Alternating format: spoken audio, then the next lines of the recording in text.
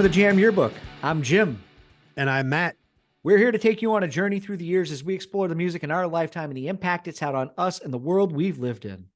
Welcome, everyone, to version 2003. The final year we have for the 2000s, Matt. Yeah, we got the champagne on ice. We're ready to go. We do. Sometimes I don't know how we plotted through, but now we've covered 2000s. I'm not sure if it's something I'd want to go back and relive. At the beginnings, I had really had high hopes for the 2000s. I thought I'd have a lot to bring to the show and maybe saw it as a challenge to find things for you and others that they could maybe like.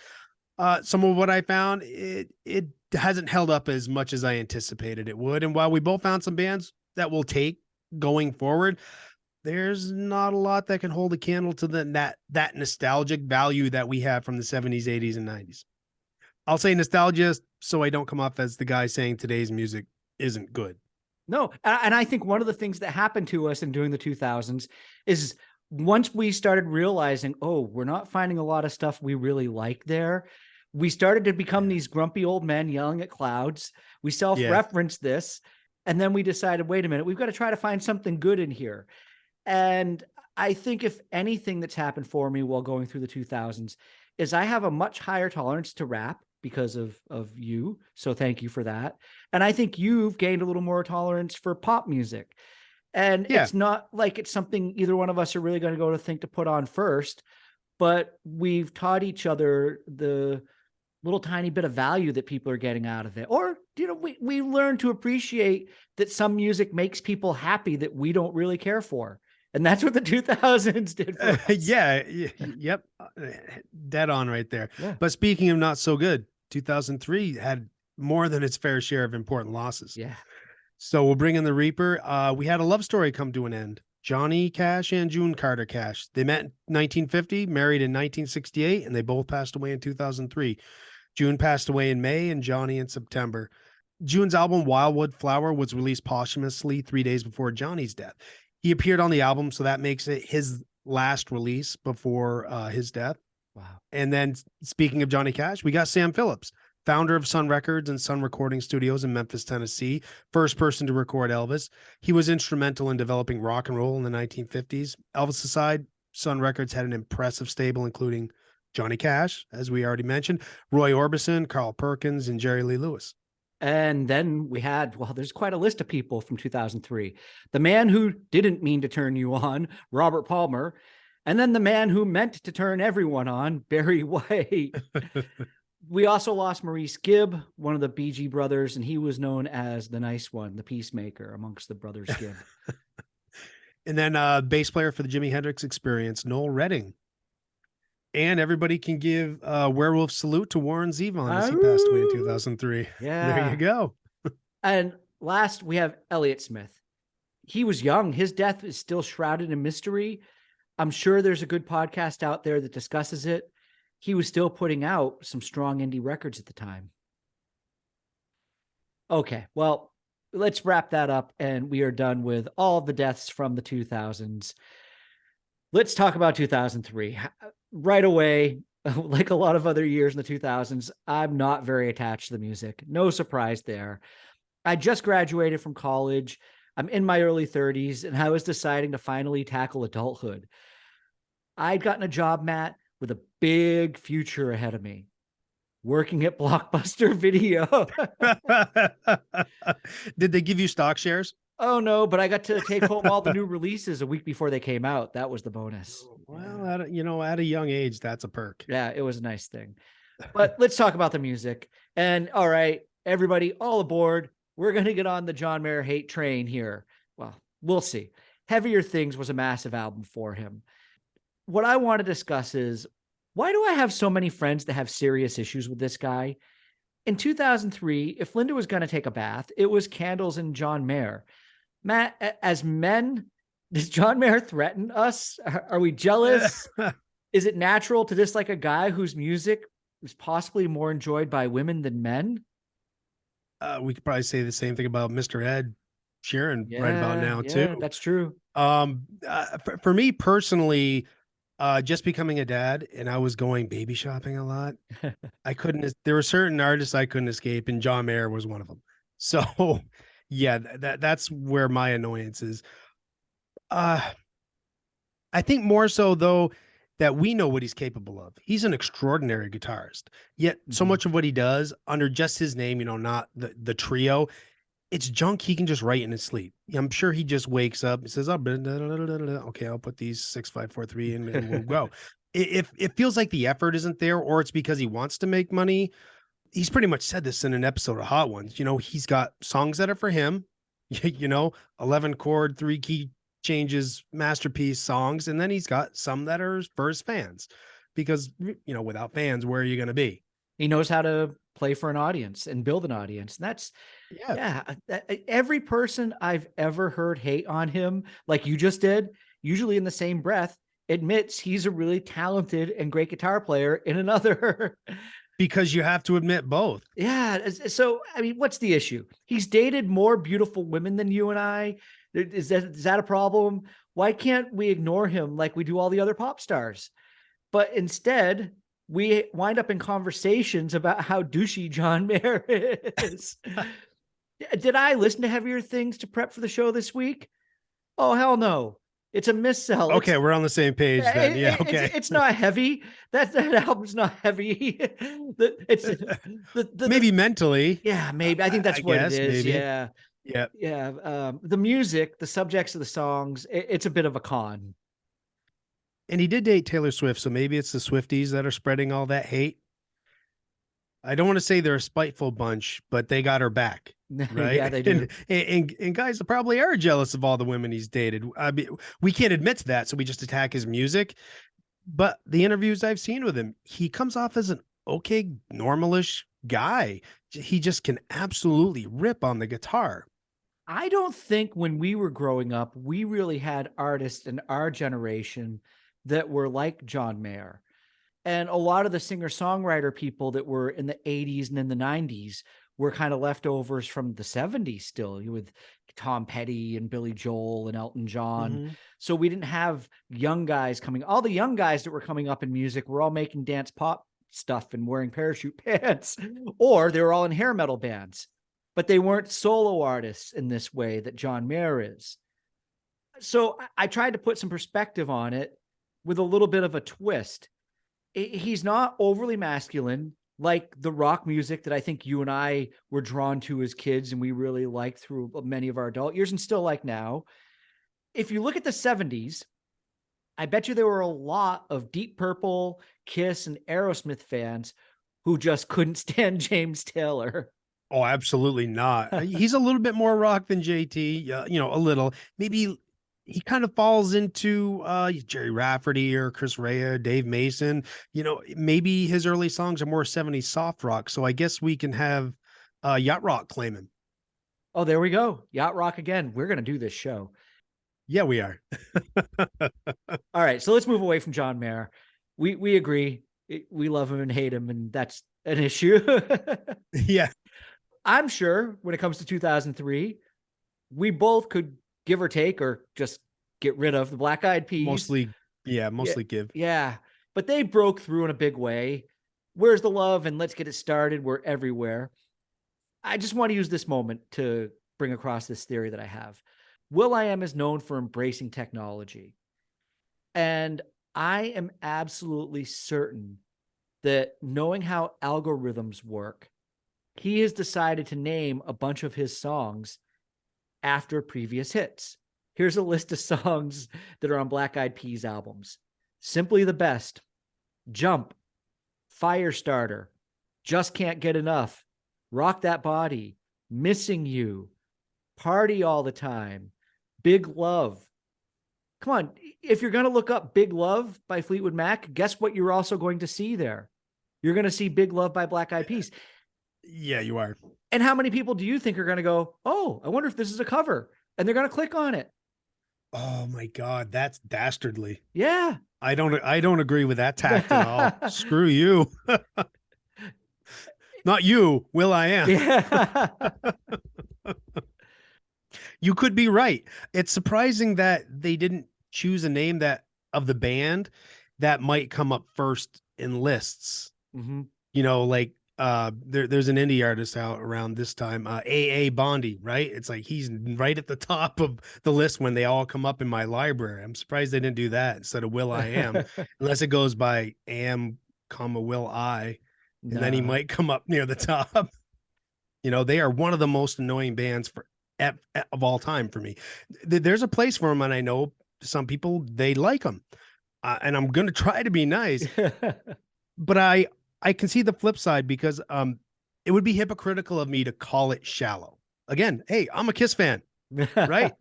I can't call the kettle black. It's just a different kind of party music. I do not dig club jams. That's not my thing. All right, so let's leave Black Eyed Peas behind. Yes. Let's move on to the White Stripes. They gave the world a new anthem in 2003, Seven Nation Army. You cannot go to a sporting event and not hear this. If there's a warm-up playlist before a concert and people, there's just going to be a roar of people chanting that.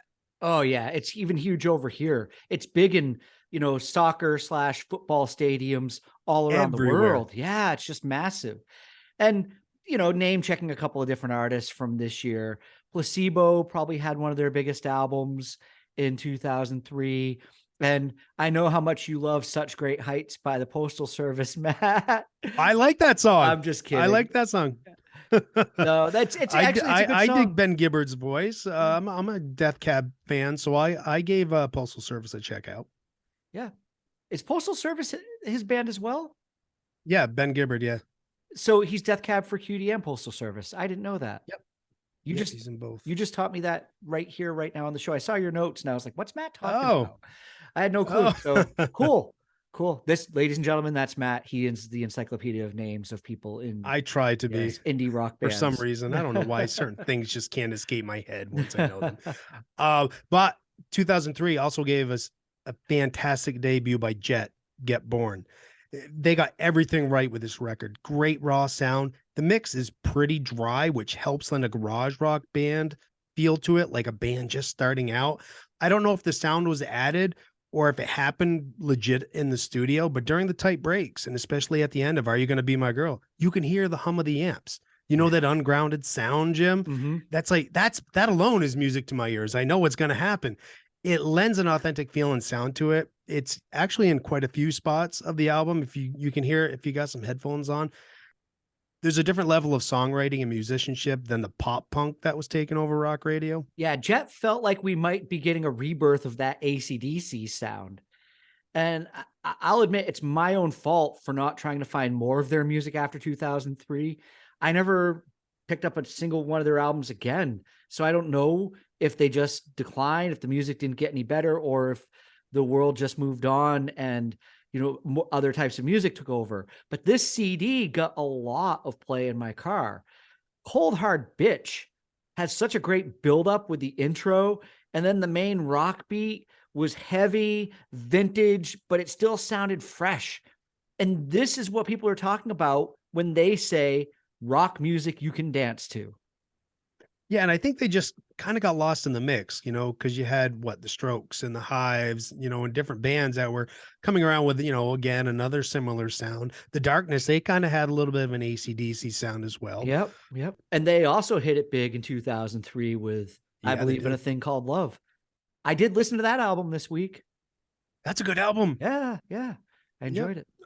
But then we have these bands, Fall Out Boy, Yellow Card, American Hi-Fi, Panic at the Disco isn't too far down the road.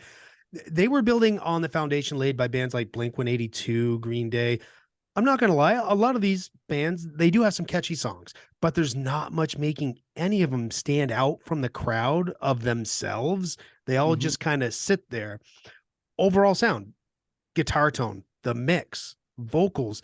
I mean, we were crapping on Panic at the Disco and probably Fall Out Boy because we couldn't tell the difference between the singers, but you got that with a lot of these singers in this band. Everything just sounds so homogenous. I know bands will have their influences, but so many of these pop punk bands, they wore those on their sleeve. Yeah. You kind of just felt like you were getting a carbon copy of an older band and they was just constantly being rubber stamped down the line. I feel like I know what my parents thought about hair bands now. though. I'm trying to make, some comparisons. I still can't believe someone who named their band Hoobastank and have high hopes of one day being in the Hall of Fame. That just still blows my mind. But the reason, Matt, the reason, I've got a funny story about Oh, the reason. I was I want to driving hear the reason story. I was driving home one night late, working for Blockbuster in Burlington, and I was driving back to Rutland, and it's about, an hour and a half drive home. And I think I was working up there for a few weeks, driving back and forth. Blockbuster closed at midnight. You got out of there by about 12:15, and I wasn't seeing home until about 2 o'clock in the morning. So listening to the radio and listening to music was a big part of my journey and keeping me awake and my mind ever active and me paying attention to everything. And at this point, I'd never heard the song "The Reason" by Hoobastank before. And it came on the radio, and boy, did I think it was absolutely beautiful. I just thought it was one of the prettiest songs I'd ever heard.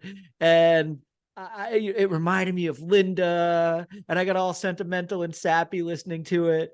And then, yeah, it wore out on me Then you, really fast. then you, oh, I thought this was going to be a story where you went back home and said, "Hey guys, you got to hear this song. It's so deep."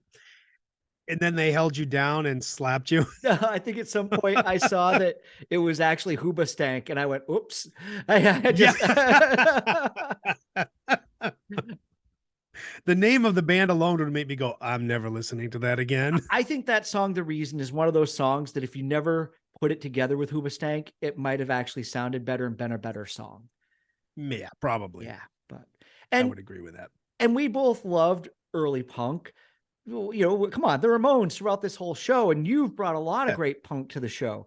And Green Day seemed to have already done what a lot of these bands were going for. And they were probably inspired by Green Day and the success. And it's probably the Yeah. reason why a lot of these guys picked up guitars in the first place.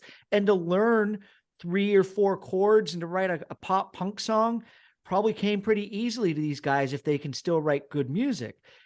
I remember when grunge broke in the 90s, and the people that were in the 60s generation didn't completely embrace it.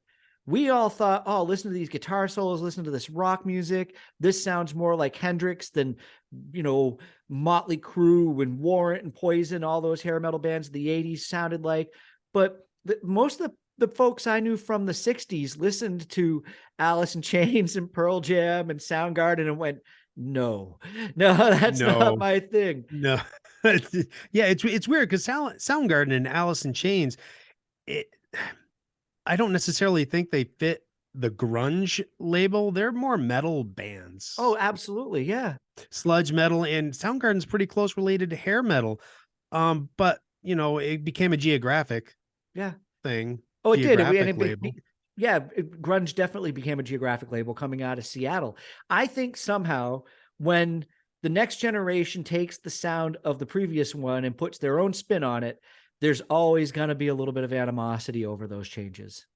Pretty soon we're overdue for another rap rock blend, aren't we? No. Yeah, you're probably right. We kind of are. Yeah. I don't know if it's necessarily skipped a generation. Some little kid now whose grandparents are making them listen to Linkin Park, they're going to come out with something when they're 16 and I like to scroll through Instagram, and I like to take a look at people who are playing music and playing guitar. And I have actually seen, and it might be more young women. I've seen, young women, teenage girls learning how to play this new metal music, learning how to play Korn and stuff like that with their dads. So I think you're right. I think we're going to see something come around. But let's shift gears and talk about the pop music in 2003. And actually, can we? Yeah. Well, and speaking of women, we talked in one of our 2010 episodes, I forget which one it was, at some point about how it seemed like women took over pop music. For guys, the success was either found in hip hop and in rap or in full bands. And I know somebody out there right now is shouting about John Mayer or shouting about Justin Timberlake or John Legend, but they're a rare exception compared to the amount of women that just dominated the charts. And looking back at 2003, I think this was the year women took over pop and they never gave it back. And Matt, it's not the first thing we're going to grab and listen to, but you can't avoid how massive these female artists were. Oh, without a doubt. And I'll stand by anything we said about women that leading the way, regardless of the genre. They just kind of they had the numbers and they sold the records. Mhm. We just talked about Black Eyed Peas. It seemed that all anybody wanted to talk about was Fergie, right? Yep. Again, back to the women. And a portion of what rap and rock do to gain attention is shock value, whether that's based on performance or content. And you weren't going to get that with a lot of, you're not going to get that with Beyonce. No, but here we go, 2003, and this is where Beyonce's solo album came out. Alicia Keys had a huge album. Kelly Clarkson won American Idol, and all of a sudden she was everywhere. They took over the pop charts for the next 15 to 20 years. Pink released another big album in 2003. Kaylee's brought her milkshake to the yard. And then throw in some of the well-established women of the time, like Mary J. Blige and Dido. In my opinion, it really stands out as a special year because all those women had really big albums. Yep. And Britney Spears was still around, right? Wasn't this Oh, yeah. Toxic? And Christina was there. She was still doing, yeah. Yep. I'll put Pink up against any of the rappers and rockers as far as being a badass. Mm-hmm. What she does during those performances, it's pretty spectacular and a damn amazing physical feat. I'd like to see 50 Cent spinning up around in the air and being able to control his voice like that. I don't think he can control I'd like to volunteer for spinning him, see how fast I can get him going. That's funny. That's funny. Okay, so let's go back to the new metal that we were talking about earlier, or as I renamed it in one of the previous episodes, pop metal, because no, it's not new. They don't get to be new. This was still hanging on strong, but the crown was being handed over. Korn and Limp Bizkit, they were losing their stranglehold on the scene. It was gaining ground in the pop title that I'd given it. Evanescence had a really big album. The Wake Me Up song was massive all over the place. And Linkin Park, well, they had the rarity of not having a sophomore slump. We know so many bands have one big album that is their first, and then the second one comes along and they disappear, and that didn't happen.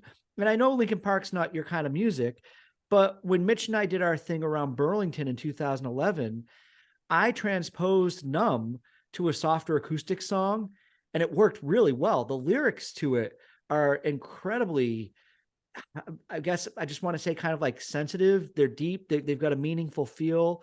And it was really easy to feel the emotions when I was performing it on stage. Well, and you could do this, and well, people have, it's all over YouTube, but people take in Hey Ya by Outkast and they put an acoustic guitar to it. And then you're like, oh, these lyrics are actually kind of hitting hard. Yeah, this is about right divorce, here. isn't it? Yeah. Yeah, this isn't a happy song yet. Yeah. This when Outkast does it, it's all nice and poppy. Yeah. But a different take on a song, it can open up to a different audience too. Similar to what we were talking about for movies in our soundtrack version, it's applicable to music. You reach a point where it's all been done when you're listening to it, right? We all have our biases based on age and all that. And what was that when we were younger, right? Mm-hmm. In 2003, I was not at an age where I could relate to the angst of a teenager or 20 something based on the sound. Lyrically, it's different. But if I don't get hooked into the sound, I'm not going to really pay attention to your lyrics. And it had everything to do with how it was packaged. It would be unfair to bang on it because I know this wasn't music made by my generation for a different generation. But getting back to the alt pop emo punk scene, right? The Ataris covered Boys of Summer. I didn't need that at all.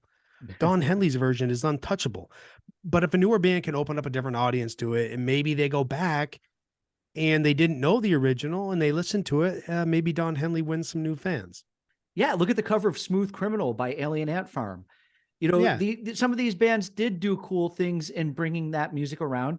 And I would like to think that the pop punk emo scene fans also decided to go back and listen to the original. I'm sure they probably still like their band's version of it, but I also think it goes to show that these bands do have a respect for the music that built that bridge for them to be where they are playing those, pop punk songs.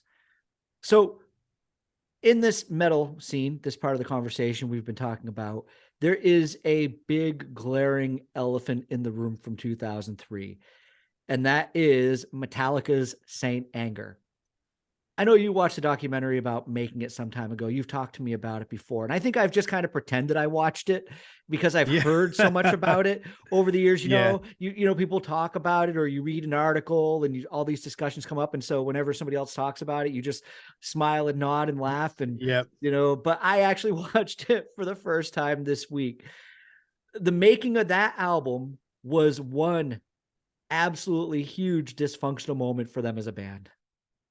Yeah, and that snare drum is completely unforgivable. Why does it sound like Lars is playing a children's drum set in that? Oh man, I don't mind a snare drum that rings a little bit, but that ringing has to stop at some point. And It continues until the next hit. yeah, and they're recording with Bob Rock.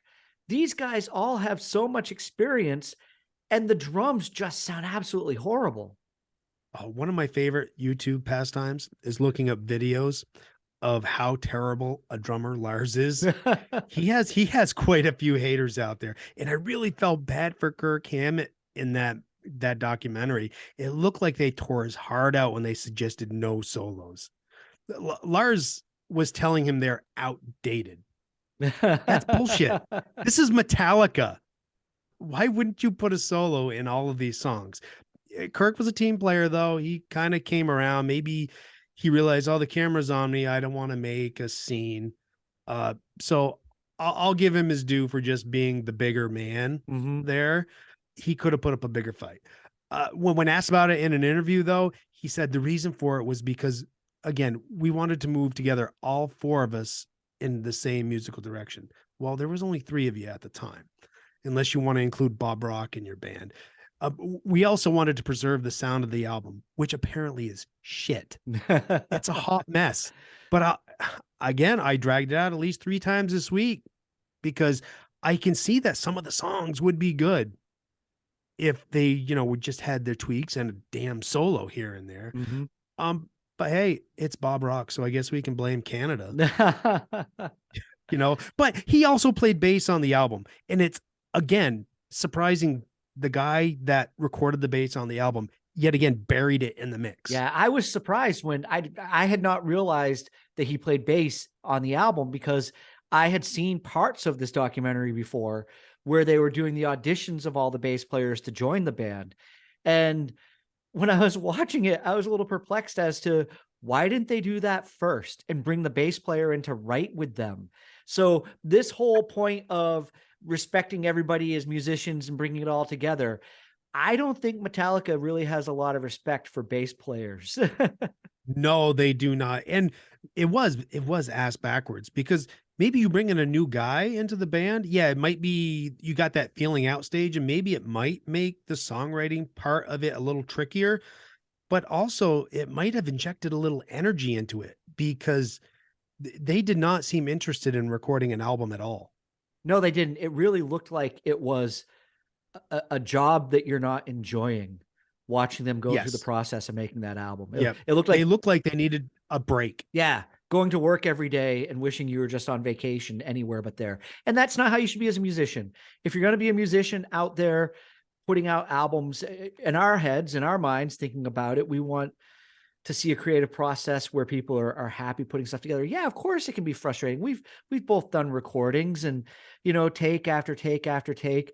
But I also think their whole approach of let's get together, let's rent this space, and let's write the album at the same time, that doesn't always work. But to leave the fourth member, to leave the bass player out, because as soon as Robert Trujillo joined the band and they'd chosen him, they were taking him out with them.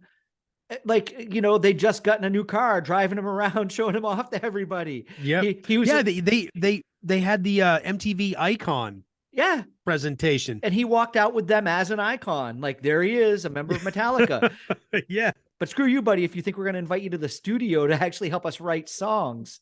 Yeah, exactly. I would like to think maybe his influence on that band has helped them get a little bit better over the years. Yeah, because he's a phenomenal bass player. He's a great bass player, and he was the right choice. Watching that documentary, I enjoyed seeing a lot of those guys that I've seen play with other bands, and he just definitely fits Metallica. Yeah. Yeah. Yeah. And he didn't come in like some wide-eyed, school kid. He, yeah, it's exciting to be in Metallica, but he'd been around quite a while. He understands, band dynamics. Yeah. Well, it's amazing that we're going to get to our 5 and we haven't said much good about music from 2003, but We saved it all for 10. we did. We've got our 5 songs apiece, and there is good music in 2003. And I'm sure there are songs that are going to be put in from the poll that we're going to enjoy having on the playlist. But I think you picked 2003, if I remember correctly, because you wanted us to get through the 2000s. So Matt, you get to go Yes, first. my apologies. You will pick the first song to go on the playlist this week. All right. Some of my songs are going to get a little weird this week. I didn't go full indie, but I promise you, I won't lead you down the wrong road. At least give these a chance. I'll go with TV on the Radio. The song is Satellite. TV on the Radio. They're a really cool indie band. This is partly a makeup playlist selection. I've missed all my other opportunities to add them. So I had to pick one off this album. There's a soulfulness in his voice that sits apart from the sampling of the percussion, but it works. It fits well together. And I love the vocal pattern during the chorus. If you're a Pixies fan, they also do a really cool a cappella version of Mr. Greaves. Okay. It's a little weird, but after doing this show with you for over a year, I can see now how this song fits right into your wheelhouse. Matt, you like those songs that have that self-aware coolness factor about them. That sound that could flirt with being an indie radio song, but it skirts just outside those lines to maintain a sense of uniqueness. And that's where this song lies. It's cool. It doesn't sound like anything else. I can't say, hey, TV, on the radio sounds just like this band. It doesn't fit that way for me.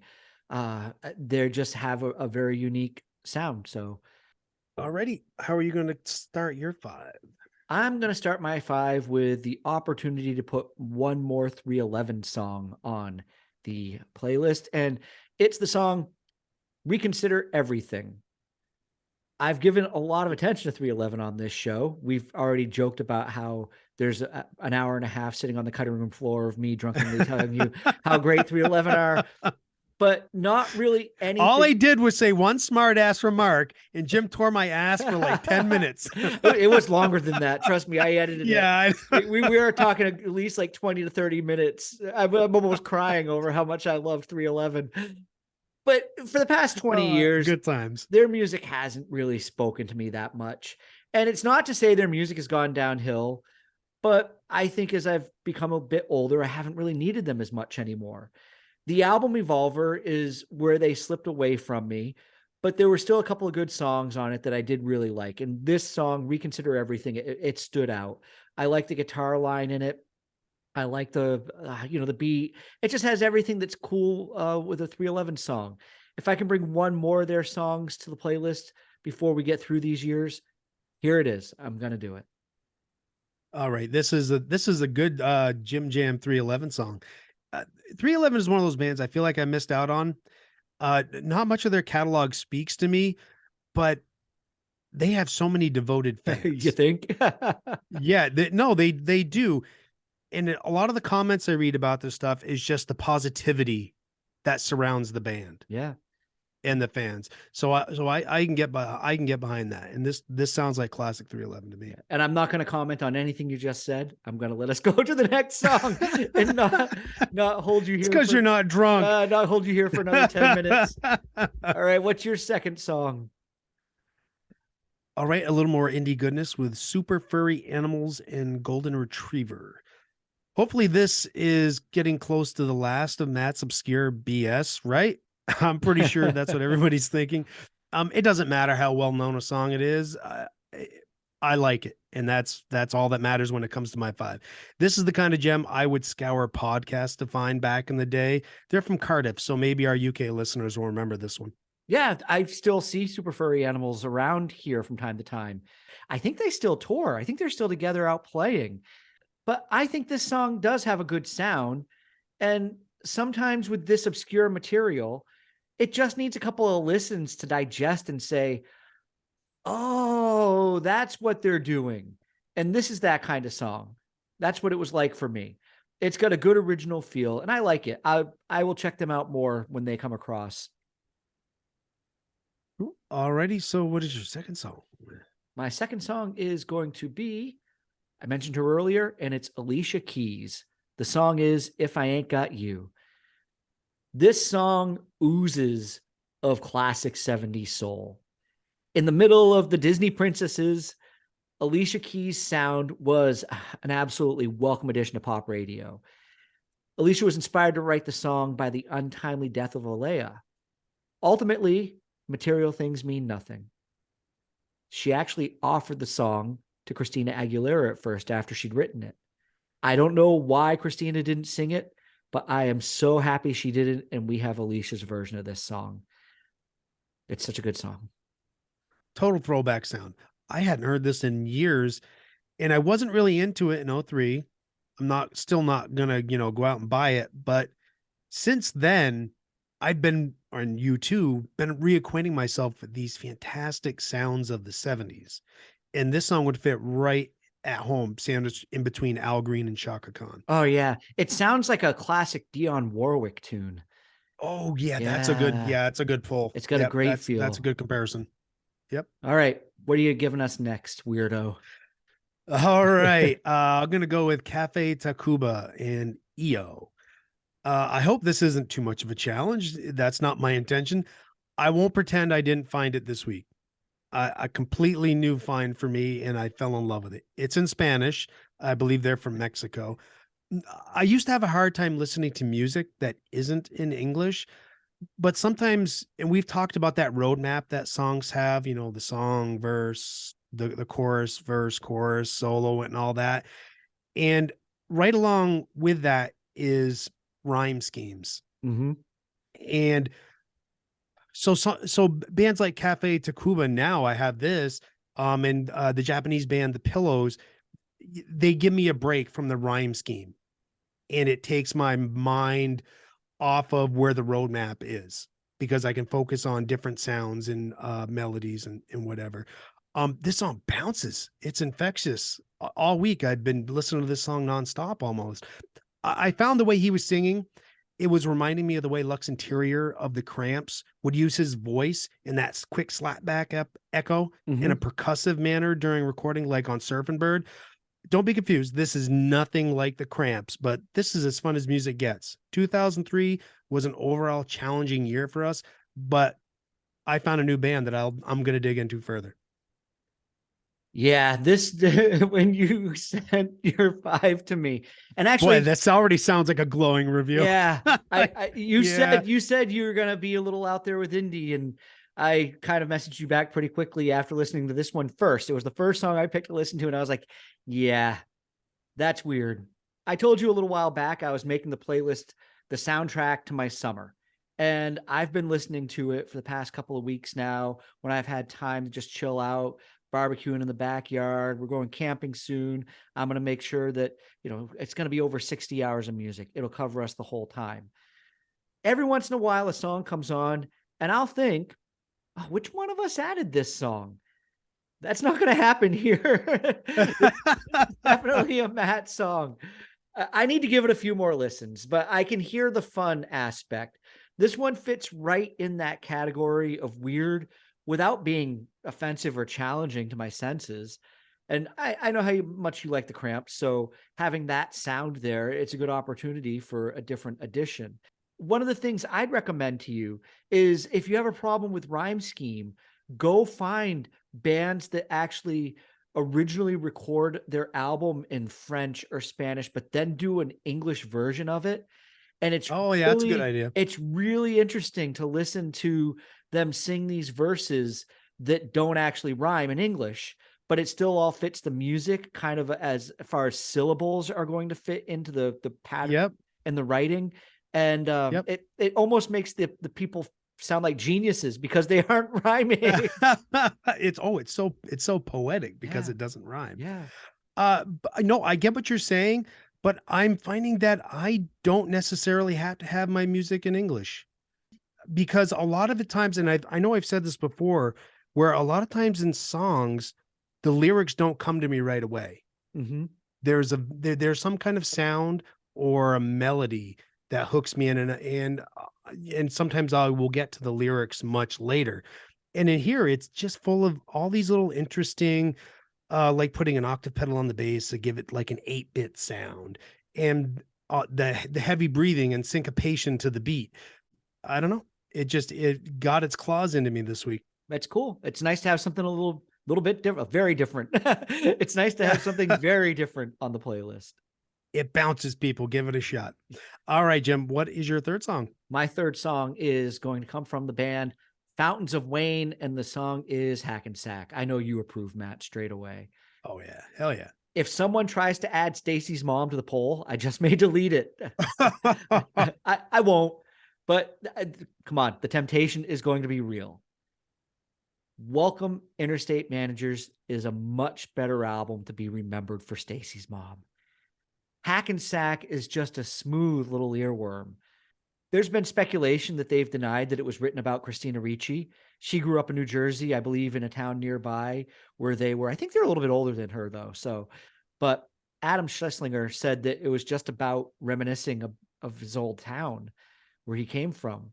So it's such a great song. And I also recommend checking out the song Mexican Wine. Just skip Stacy's mom. But she's got it going on, Jim. Yeah. Oh, hey, Fountains of Wayne, they rarely disappoint. And yeah, Stacy's mom, it needs a break, but just listen to it and you'll see why. If you don't have the urge to skip after the first chorus, I would be very surprised, just because you've heard it so many times. And I think it's one of those songs where there's the obvious humor in it, and it only takes on new life when you show it to somebody that's never heard it before. Yeah. And then you can kind of relive the giggles that you got the first, 1,000 times that you heard it. But yeah, you're right. Hackensack's nice, smooth song to add to the playlist. Yeah. Glad to have it on there. Been waiting for this one.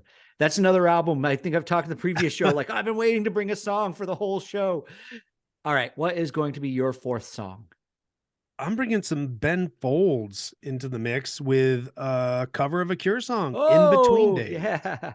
Hey, it's a Cure song roundabout, at least. I even like the Cure version of the song. This is a really great song. Ben pounding out that melody on the piano, it does it justice. Ben Folds, he's a musical genius. He makes great covers. He has a knack for picking the right ones. Yeah, this is great. I added the original version of the song to the playlist, and this is a great cover. So I wholeheartedly approve. I hope someday, there's that magical moment where somebody's listening and they play back to back.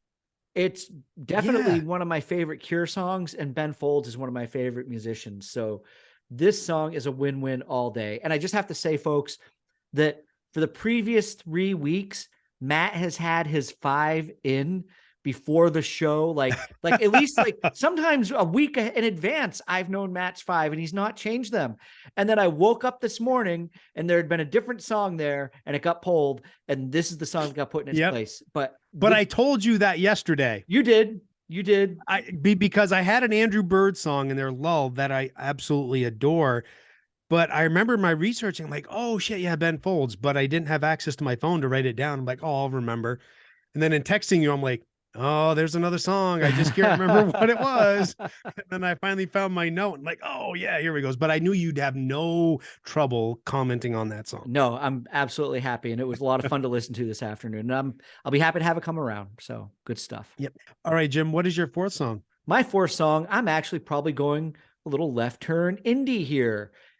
Which is rare for me, but the band is My Morning. It's a one-way street, Jim. Once you go down it. No, I'll come back with my fifth, but My Morning Jacket, One Big Holiday. I think I get very attached to songs sometimes that I've covered in bands. And I played this song with a great guitar player. He was a great singer and he totally killed it on stage.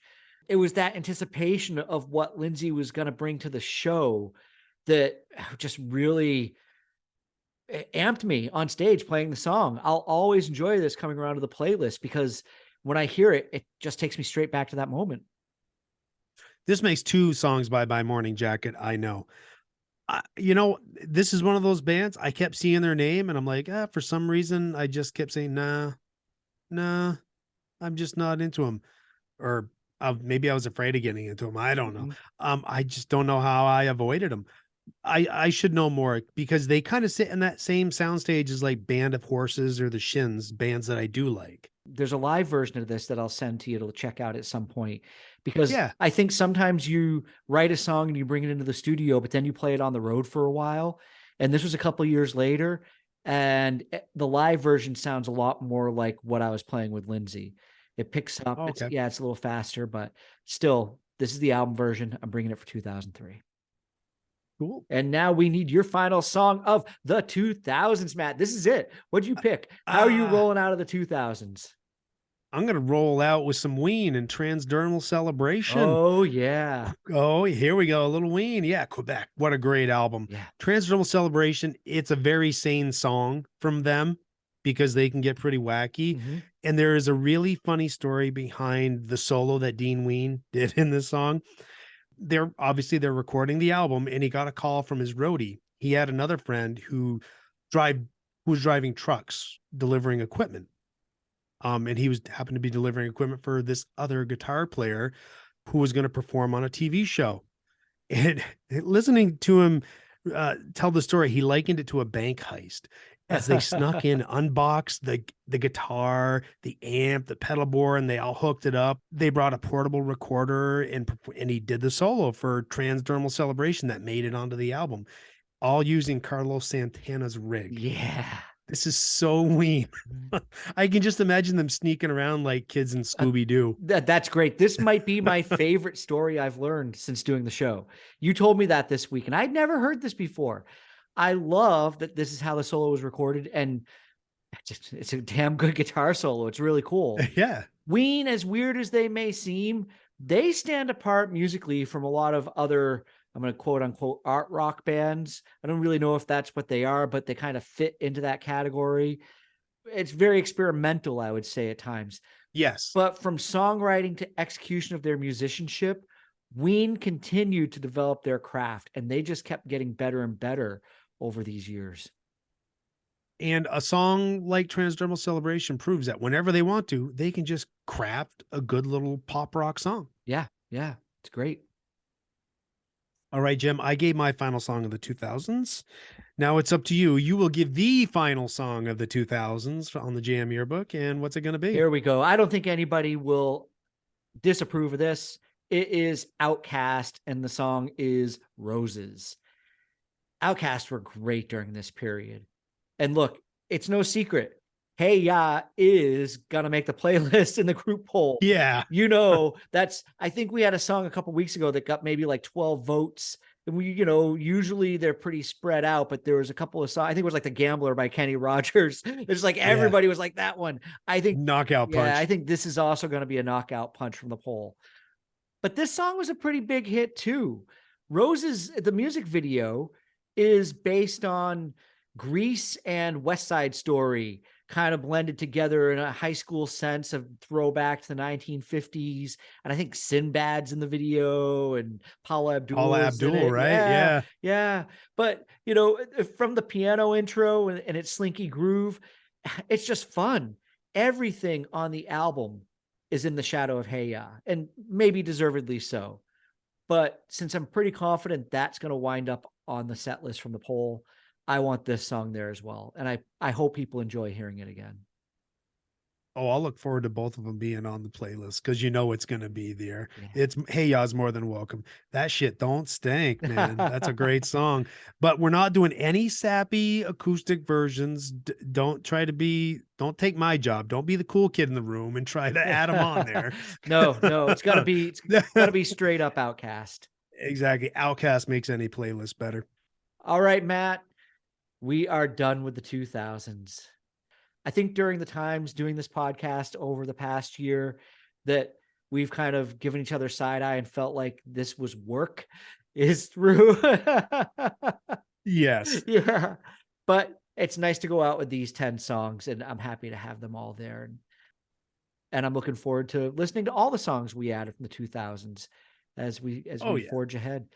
All right, Jim. So we're finally done with the 2000s. Everybody listening can probably breathe a sigh of relief along with you and I.